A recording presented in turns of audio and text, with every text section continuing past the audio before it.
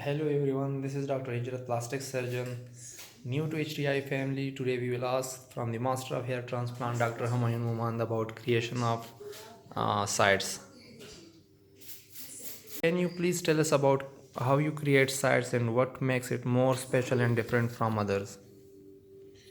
Okay, when you're making the sites, that basically means you are creating a space for the graph that you have taken either with an FUE or in strip method, and then sort of making those follicular unit graphs. So one way or another way you are measuring that. So this is a blade handle that myself and Dr. Ahmed from my clinic as well, we have designed together, and it can hold this cut to size blade. Now these blades are different than other blades. These are, if you see closely, it has got beveled edge.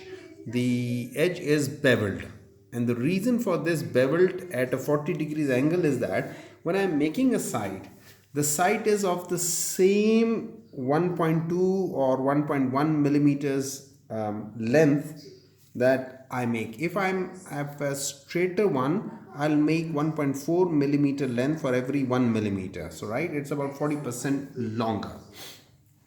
So with these angle, we can totally avoid that thing, right? And I don't believe in what we call its coronal angle, because you can see there are two things in creating the sites. One is the direction and other is the angle, right? The angle is this is the angle. Now this angle with the skin is the angle of the exit of the hair. Direction is which direction the hair will grow. So as I go towards the temporal fringe, my angle keeps on getting towards the outer side. You can see these angles are changing, and as I go towards the middle part, my angle is coming towards the middle, towards the center. So this is how I keep on changing the angle, sorry, the direction.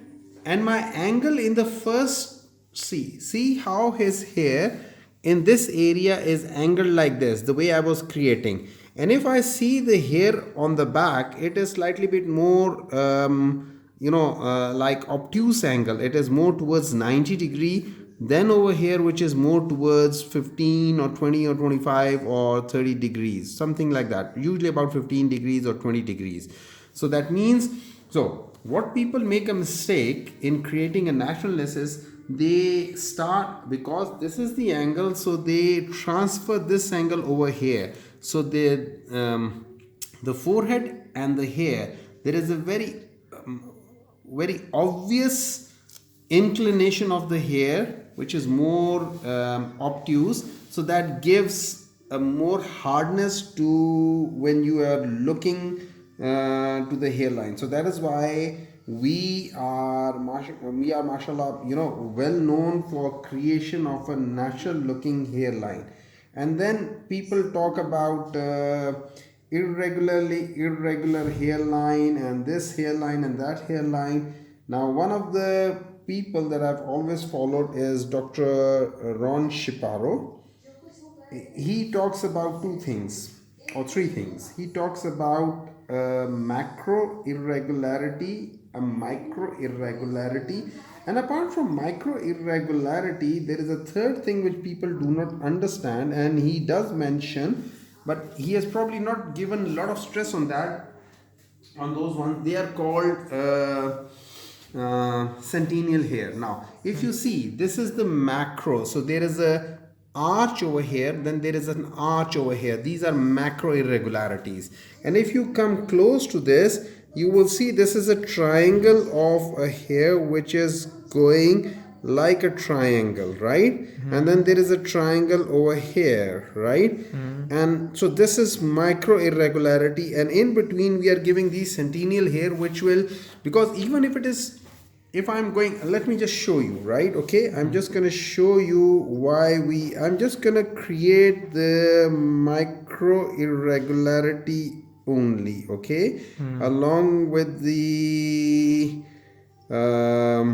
macro irregularity. But I'll show you something which is very unique and people do not see that. Now look at this. I've created three micro irregularities, right? And let me just make one more so that I can show you a little bit more of that. Right here, this is the fourth micro irregularity on a macro irregularity. Right now, if you see, your hairline is going like this, coming out like this, going out like this, coming out like this, going out like this, coming down like this, going like. So in this thing, I can trace a line. So that means this micro irregularity has a regular pattern or irregular pattern, but a line can trace its outline.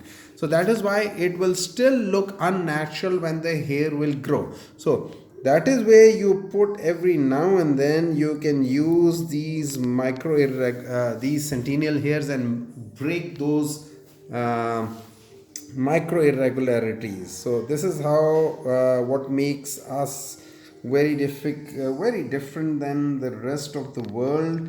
I'm sure there are other ways of doing it. I'm not saying that I'm doing this best thing, but I'm certainly one of the doctors whose patient love him for the naturalness that I create. I mean, this gentleman who apparently has done a great research has been to a lot of doctors, and one of my interviews on the television, I said that most of my patients say that, or I tell them that, look, people will tell you that you are thinning out, so why don't you have a hair transplant done? Now, he actually met one of my patients who said exactly the same thing. He told him that, look, I've had this hair transplant done and it is so natural that people tell me that you have just thinning out, so why don't you have a hair transplant done? Now, that is what I say.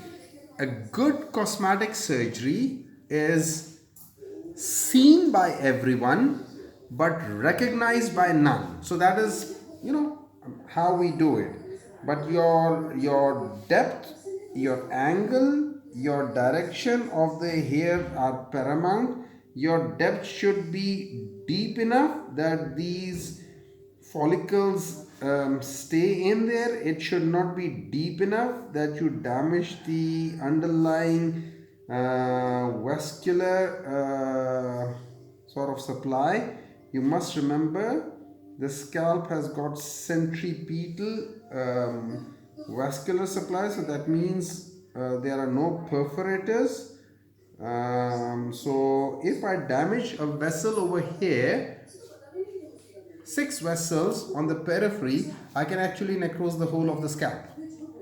So as much as the scalp has a great blood supply, it is still dangerous, because I can technically, with my FUE and FUT, I can technically damage all the vessels at the periphery, and I can create a necrosis in the middle.